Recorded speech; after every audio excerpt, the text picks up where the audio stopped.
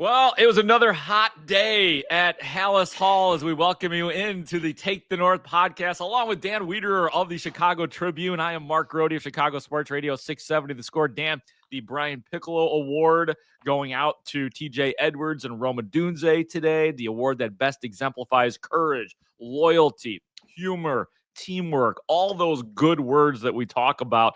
Those two guys were presented that award. Ryan Pohl spoke about the draft. Ian Cunningham spoke about the draft. Another big day as we lead up to the big night, Thursday, when the Bears right now select number 10 overall. Yeah, final 48 hours of rumor, conjecture, and hyperventilation for anybody that wants to get giddy about the anticipation of the draft. You can feel the excitement building inside of Haugh for what they feel like they have the opportunity to do here by the end of the week. And yeah, it's time, right? Like I think everybody's feeling that goes all the way to the top of the front office with a group that's ready to watch this thing play out in a way that both Ryan Poles and Ian Cunningham described today as potentially wild. And so get ready, get that seatbelt ready, Grote, for Thursday and Friday, because it might be wild in there. I thought that was definitely the takeaway of the day, and that should not have been surprising for anybody to hear. I mean, we've been going through the exercise. We just did our first annual draft bonanza show, which is up and running right now. It's a long one. It's an hour and a half, so we invite you guys to give that a listen. All sorts of good information in it. Anthony Herron and I did our own little groupthink mock draft for the first 10, and it was pretty incredible. Once we got to 10, Dan, the options that still existed for the Bears. I mean, you're going to have, I think he came up with an offensive lineman. Which offensive lineman did he? Yeah, he took Kelvin Banks. Okay.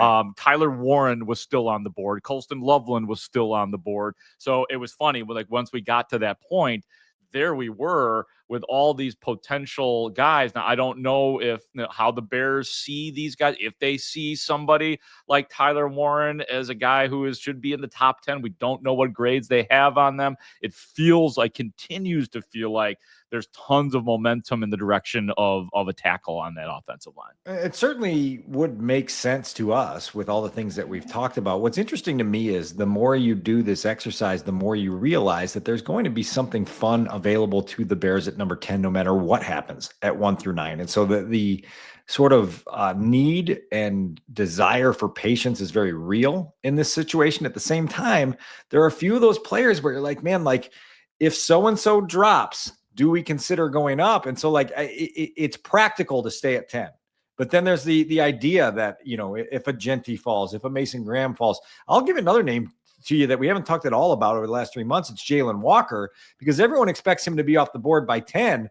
But if he's sitting there at 8, like, you know, is that something you consider there at a premium position with the guy that everyone feels like checks all the boxes? Do you consider that? And so that's going to be interesting to both watch and then to reflect on as we get to talk to the decision makers at Haugh over the weekend on what their kind of calculations were in terms of staying put versus considering a move up if they so desire. I'd love it if Jalen Walker was available. And I'll add to what you just said. Like one of the definites that I've been hearing from people, you know, who really study the draft and the film and all of that is that they are saying if Mason Graham is there, run to the podium, and get that guy, even if it's at the expense of going after Kelvin Banks. So I guess we're truly going to find out, Dan, if the Bears are, you know, best player available. We know the need. Let's face it. The need right now is probably another tackle. Not that taking a defensive tackle would not be a need, but I would put that in terms of need ahead of that. But if Mason Graham's there, and I agree with these people, run to the podium to take that man if he's there. And again, some people say that he will be there. Maybe he goes, you know, yesterday we were talking about the idea that New Orleans could ruin everything for the Bears in the second round, or even at number 9. That's the team, man. Keep those names in mind. New Orleans at number 9 and our old friend Carolina at number 8. By the way, I mocked Tetero McMillan, the wide receiver from Arizona to Carolina, just to give Bryce Young a big, tall, strong wide receiver. There you go. And he's a guy that's gotten a lot of buzz as one of the top pass catchers in this draft. Look, like I'll float this here for you. Like I think Mason Graham is one of those prospects that's on the Bears board that could be worth moving up 4. And then your question is how high do you want to move up for anybody? If you're going to go up, like, what do you want to give up? Yes. I think when Ryan Poles talked about this movement that he sees happening and this possibility of teams doing various moves, I think one of the things you have to consider is how most draft analysts see this class as being so deep through what we've said, like picks 80, 85, 90, that there's going to be some temptation to play around with your second and third round picks just to get guys that you like, understanding that part of the draft is going to be plentiful, so there's a lot of different things you can do there. I think that the Jacksonville Jaguars are a wild card in every scenario. I don't know who you and Ant had mocked to the Jaguars, but you've got a first-time GM who's like 32 years old, and James Gladstone. You've got a first-time head coach and Liam Cohen. And so there's not a lot of track record to be able to be like, oh, this is what this regime likes to do. And so I think it's going to be fascinating to see where they go. I think, common sense says that they're a possible landing spot for Mason Graham. They could be a spot if Will Campbell gets past 4, where they would, address that position there. Who knows what the Jaguars decide to do, but that could be the first pivot point on this board where you say, okay, now this thing's moved in a bunch of different directions. And I always remind people that, like, it only takes one surprise twist for the next 12 picks to be like, whoa, okay, we're going in a totally different direction than we expected to be because everything got shaken up at number X, right? Throw your board, like literally people throwing their boards out, tearing up paper and say, it's on. It's going to be the Wild West in this draft. And we'll get to some of the polls comments here in a second. You asked about Jacksonville and the draft that Big Ant and I put together. Anthony Herron, former NFLer and does just about everything. Fox 32 works for The Score. You've seen Anthony Herron all over town. We did end up with Mason Graham at number 5 to Jacksonville. Yeah. And we had the Raiders taking Ashton Genty, Armand Membo to the New York Jets at number 7. Justin Fields needs a friend there. I told you Tet McMillan, as they call him, Tetero McMillan. Everybody calls him Tet McMillan to Carolina. New Orleans, we did have Jalen Walker. See, you brought it up, man. We did have Jalen Walker going to New Orleans at number 9.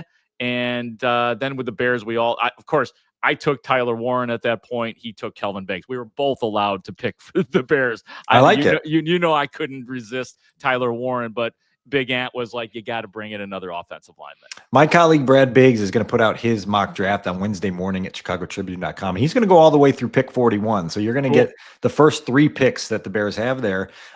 You saw the gift baskets I assembled for you in our Bonanza show, and we're still waiting for the silent auction to be complete there so I can hand out the rewards there. But there's a lot of different permutations of where this draft can go.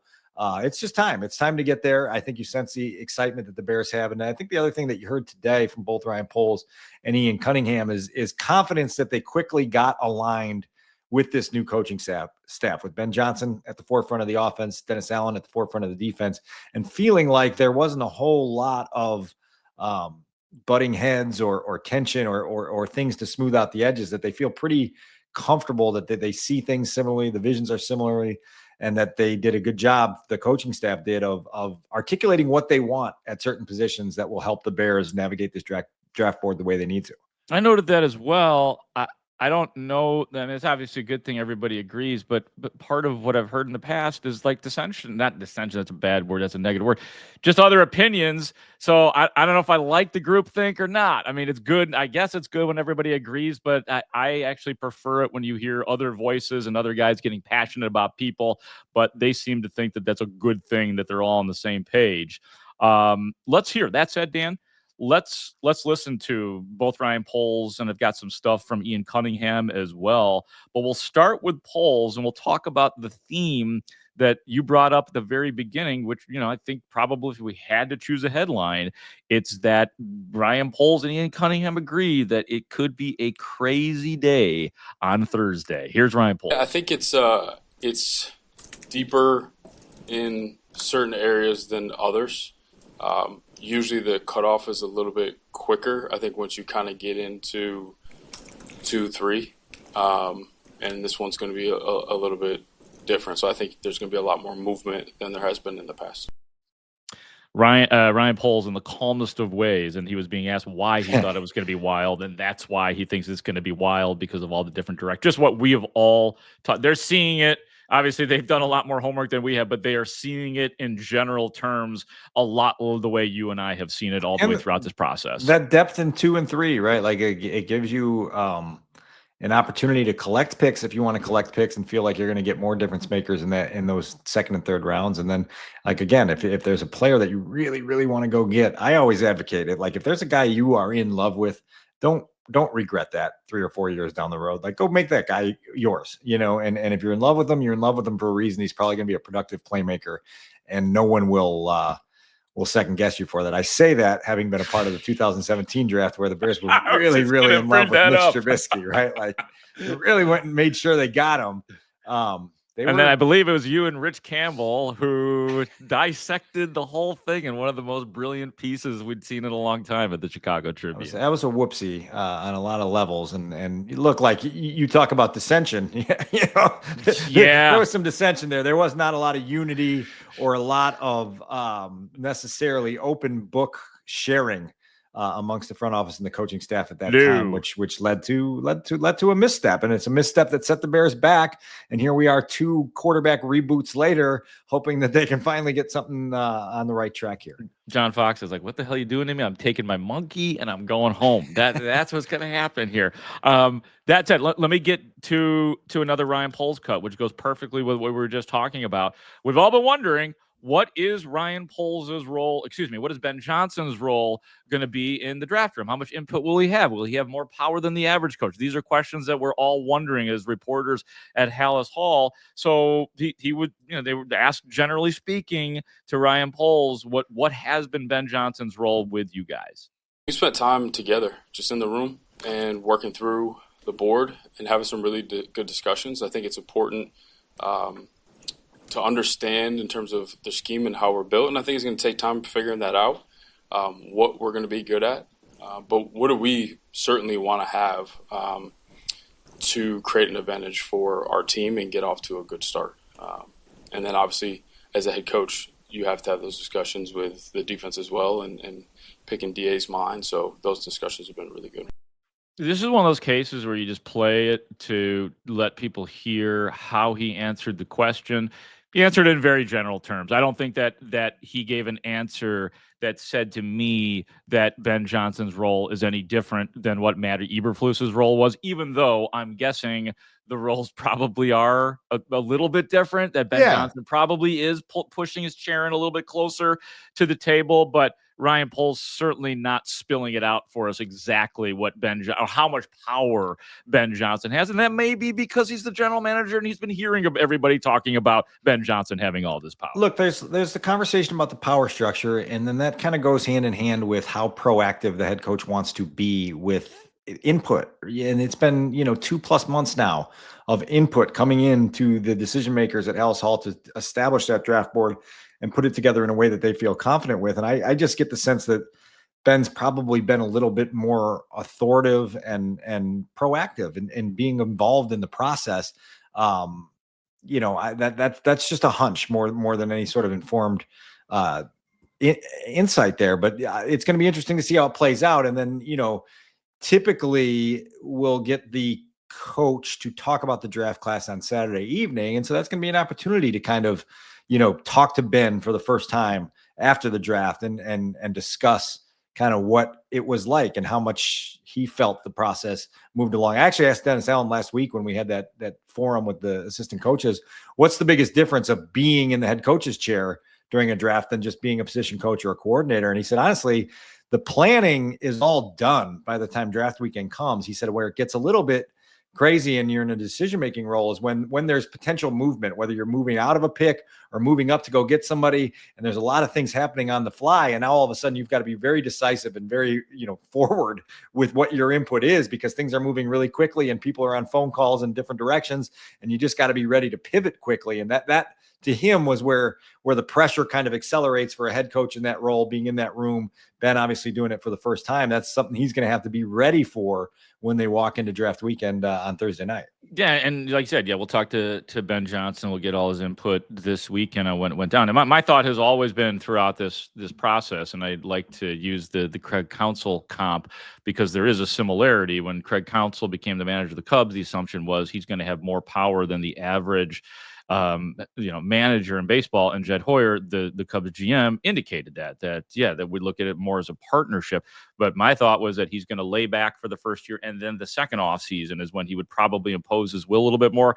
I think that that's probably similar to what Ben Johnson is going to be like. Of course, he's going to give his input, but if he's smart, he will learn a lot. He will follow what the scouts are saying, what the GM is saying. I'm not saying he's got to be a shrinking violet in the background and not give his input and not disagree, but I think it would probably be wise of him to soak it all in for a year. And then I'd like him to, because we know that he input in Detroit as time goes on. Then you become more of a partner. Then you push the chair in a little bit closer to everybody else. Look, I think Ben's an assertive guy, and so we'll see how much he asserts himself through this next four days. I think you're feeling every time you hear from him, including today at the Piccolo ceremony, which we'll get to in a couple of minutes. Like, he doesn't lack for self-confidence now, right? Like that is a strength and a noted characteristic of Ben Johnson. And so like that I think needs to show itself at moments throughout this weekend, even as you are kind of acknowledging that you're a first timer in that role, in that room, and seeing how it all unfolds.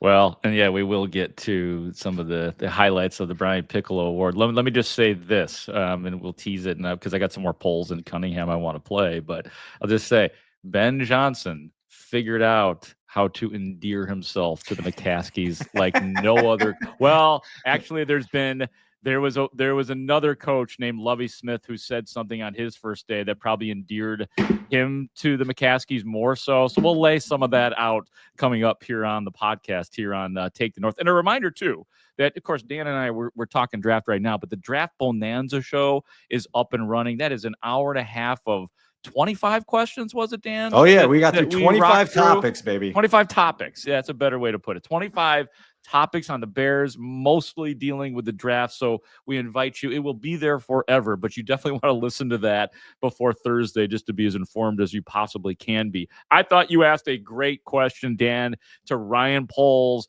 about Darnell Wright with that name. Ironically, Darnell Wright. And what position, what tackle spot he might end up at for the Chicago Bears. Here's Polsey. As it relates to draft preparation, how do you view Darnell Wright? Do you see him exclusively on the right side, or are you open-minded to shifting into the left if something materializes that way? Yeah, I think that's a conversation. We'll see how everything goes. He clearly has the ability to play left and right. We saw that in college. That was part of the value in taking Darnell. So if he had to play left, I think he'd play left. And obviously I think we're all excited about his stuff to go right. Well, I mean, Dan, in the Draft Bonanza show, I mean, we did talk about some of the guys like Armand Membo, who only played right tackle at the college level. So not that he couldn't train at left tackle, but there are some of those guys that might be better suited for right tackle if they are to fall. And I think that's the circumstance. Like if somebody like Membo is there, or if there is somebody that they want to move up and get, that it is not out. Nobody is denying the possibility at this point that Darnell Wright could end up at left tackle. We'll see. Coming out of the room this morning, I wrote down two things in my notebook. One was Darnell Wright, left tackle, door open. Bears trade up from number 10, door open. Those doors were not closed by the decision makers at Halas Hall today. We'll see the way that unfolds. We always have to remember that this is draft week and that you never know if the answer is 100% sincere and forthright, or if it is some posturing to get the draft to fall the way that you want it to fall.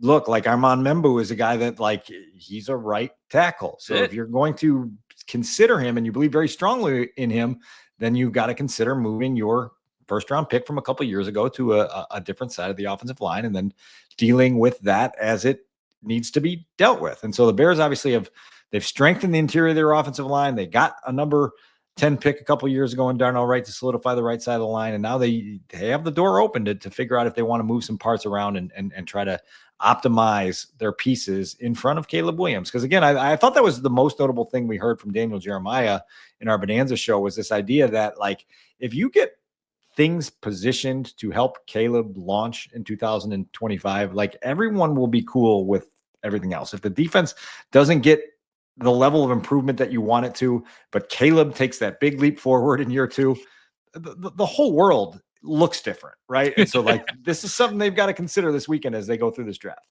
the whole world looks different. You're right about that. I mean, look, man, we've been waiting for that jump. Now, this is the third quarterback, at least on my watch, that Mitch Trubisky, Justin Fields, and now here we are waiting for something that has not happened with the two predecessors. But you're right. It changes the world. It makes all the difference. It makes everybody better. It makes the offensive line look better, the tight ends, the wide receivers, whomever. The defense is happier. I mean, we know that from Jalen Johnson last year. They're watching what's going on offense, and they're just as concerned at times as the offensive players. Yeah, and so it's just part of the dynamic that the Bears are aware of and certainly operating under as they go into this week. And yeah, there's fun ahead of us, Grote. And again, door open. There's a couple doors open, and we'll see if Saturday night we're saying those doors are closed. Could there be a door open at running back? Our colleague Chris Emma, what'd you say? Door open. Door open at running back. Here is Ian Cunningham, the assistant general manager, who was very good up at the podium today as well, talking about philosophically where they are with running back.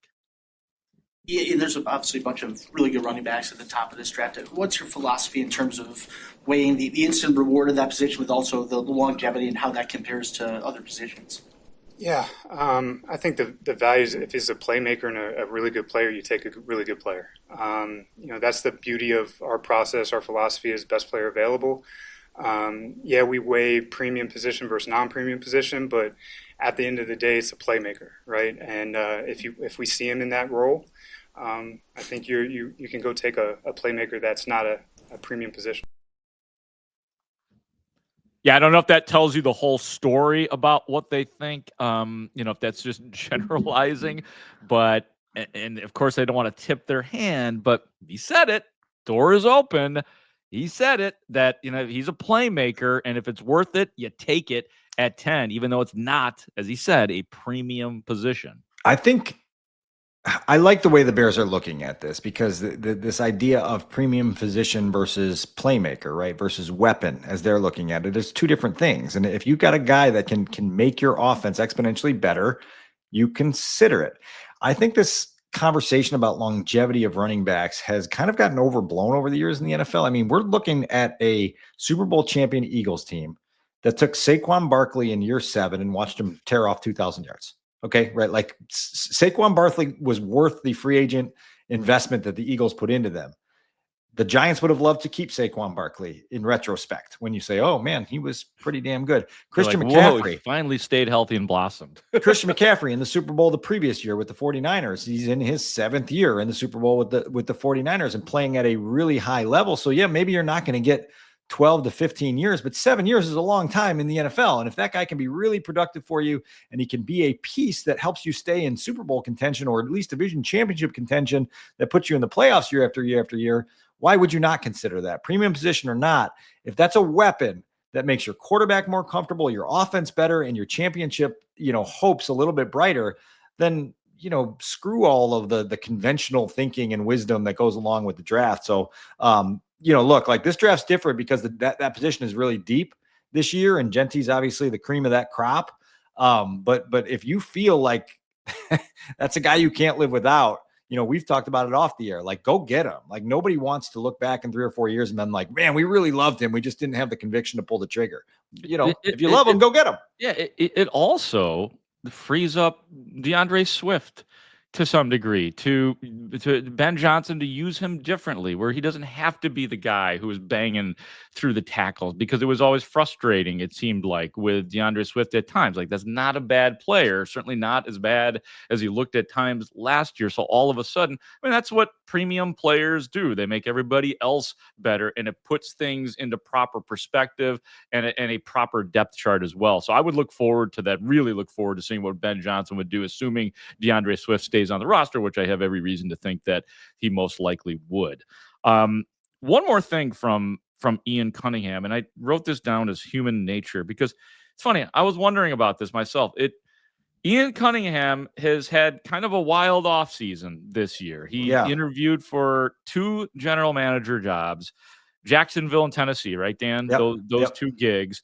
And now he's back here with the Bears. You're about to hear a human being talking about what has gone on with his job, and now that he is back at Haugh Hall. Here's Ian Cunningham, the assistant general manager of the Bears.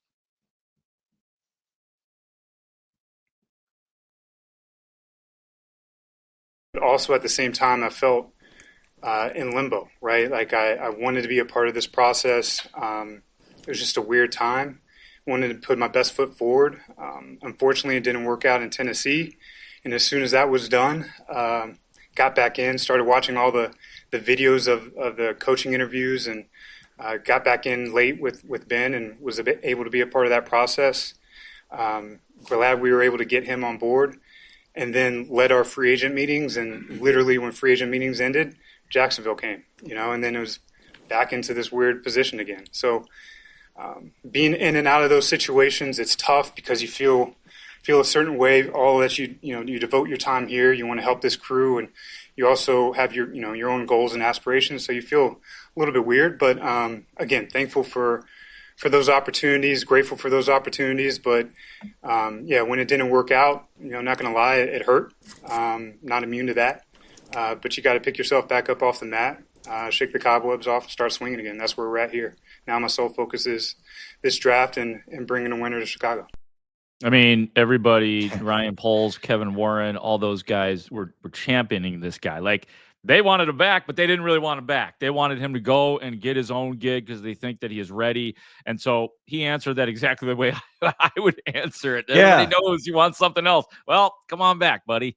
And look, like, I think we've all been at points in our career where we thought we were moving on to bigger and better things, and it was like, nope, you're gonna have to stay in the same spot you were, and then really all of a sudden, appreciate what you got, right? Yeah, and then you got to reset, and you got to refocus, and you got to make the most of that. So it was good to, as you mentioned, to hear the human side of Ian Cunningham address that there. A little note here: the last few years, Ian Cunningham and Ryan Poles have done this pre-draft press conference side by side.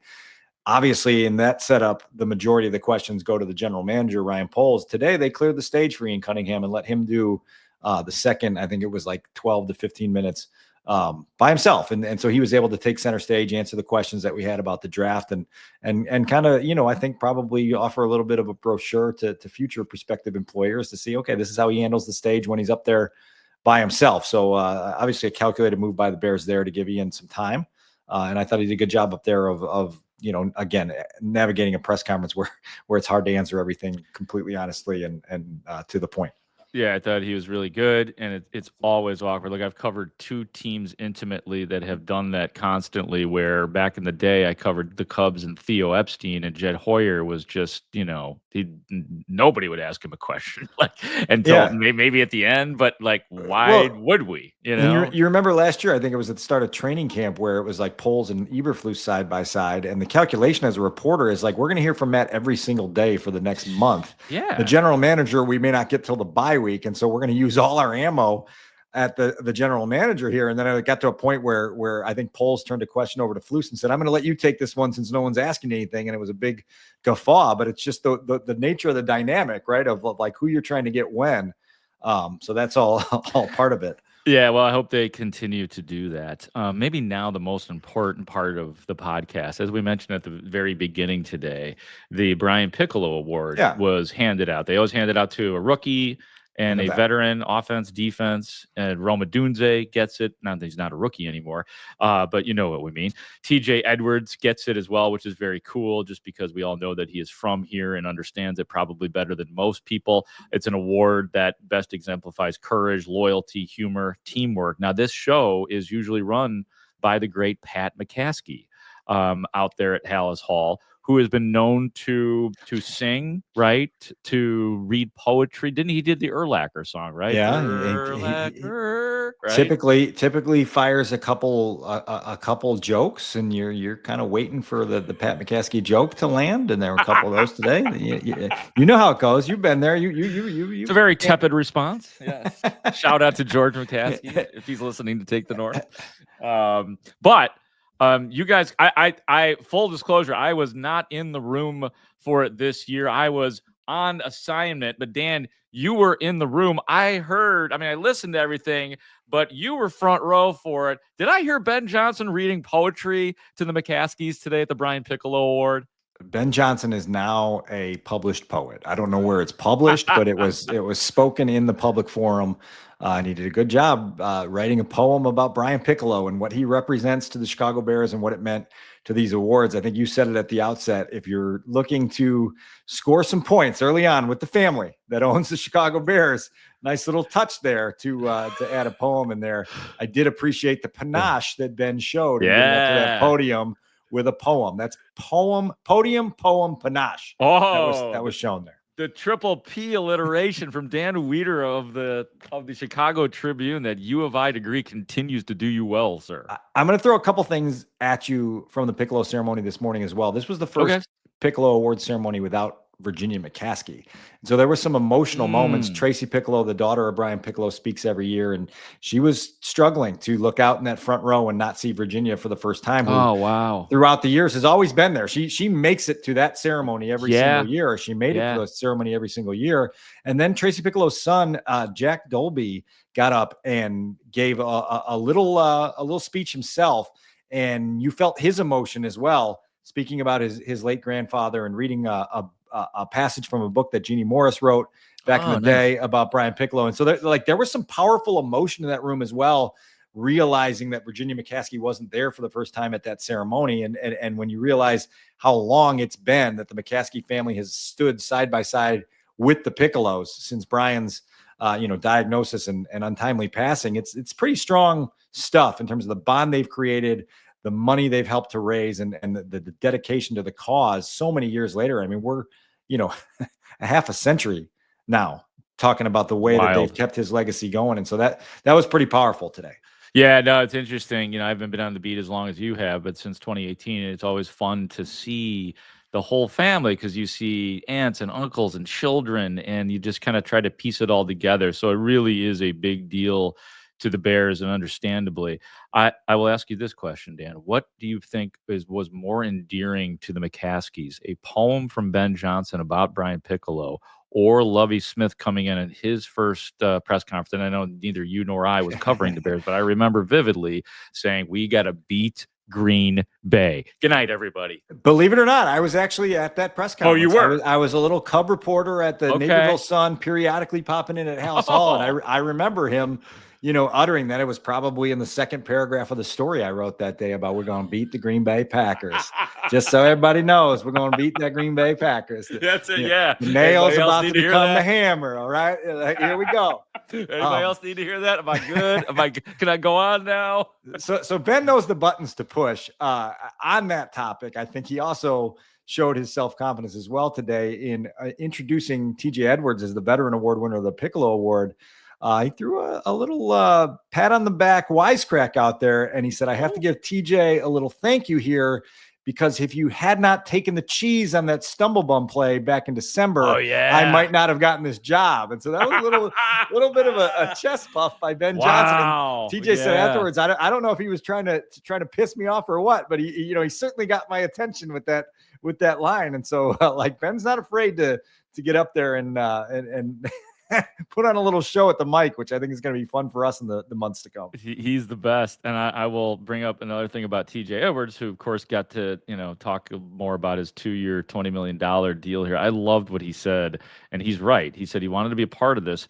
Obviously he's from Chicago. And he said something to the effect of, it's different when the Bears win in the city. It's just like, he gets it. He knows that. And there's only certain there's a lot of us, but I understand what he's talking about. So that was really awesome to hear. God, I hope for his sake that they're successful in the next couple of years. I was trying to explain this to my son the other night when he was just talking about the Chicago sports drought, right? Like the Bulls bow out of the play-in round, and you're like, okay, the Bulls haven't been relevant really since he started grade school 7 years ago. Like the Cubs were on the back end of their World Series. Like it's been a drought here in terms of having postseason success from the big five teams in Chicago. And so you're like, man, like I don't even think I can explain to you the mushroom cloud of excitement that comes up when the Bears are legitimately good, when they really start rolling. TJ references it there, and he's itching for it. I've had that conversation with Cole in the past about, man, you're just itching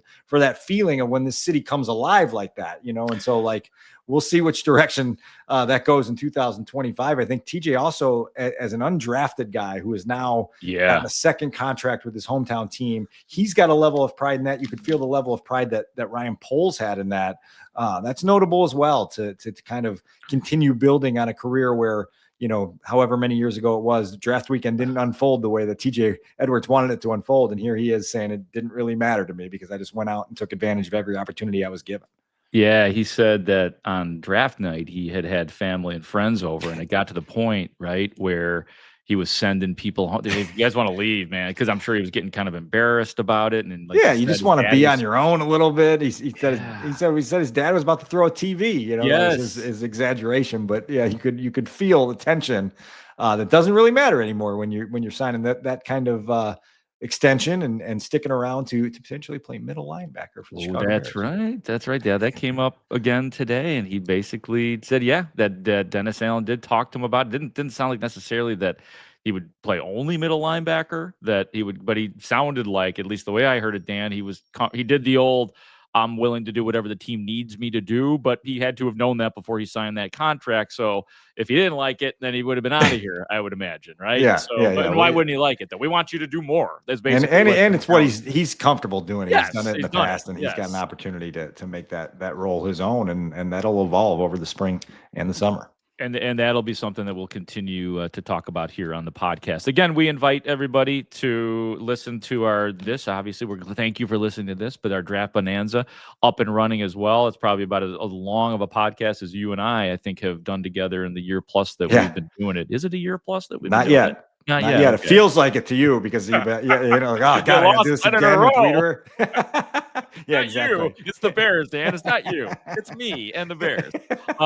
Weedsy, anything else before we get out of here on Take the North? I got one last thing. I've got a shout out to Carl Zernick here that's overdue. I was at my mother-in-law's for Easter on Sunday, and as the conversations were unfolding, Carl, who's a cousin on my wife's side, said, I got a bone to pick with you. And I said, what we got here? He said, I'm on YouTube all the time watching Take the North with you and Grote, and I still haven't gotten a shout out on the show. What's that all about? And I said, Carl, it's coming. You're getting your shout out this week during draft week. So this is a loyal shout out to Carl Zernick, who regularly watches us on the YouTube channel. Grote, you can give him your stamp of approval as well. By the way, Carl, shout out. And Carl, I don't know if you realize this, Carl. You have a great Carl Zernick. That is such a great Chicago name. I could see a Carl Zernick like returning kicks for the Bears or playing backup offensive line. Carl Zernick, shout out, my friend. There it is. So we've got that box checked, and now I won't be in trouble at the next family party. We are out of here. We'll be recording obviously throughout the draft, so just keep coming back here to the Take the North podcast. We appreciate everybody. Trust me, all the love we get, we love it all. We hope that you will continue to subscribe and watch and listen to the podcast. And so for Dan Wiederer of the Tribune and frequent contributor to The Score, I am Mark Grote of Chicago Sports Radio 670 The Score. Adam Stinzinski is our executive producer. And again, thank you for watching and listening to the Take the North podcast. Great talk. See you out there.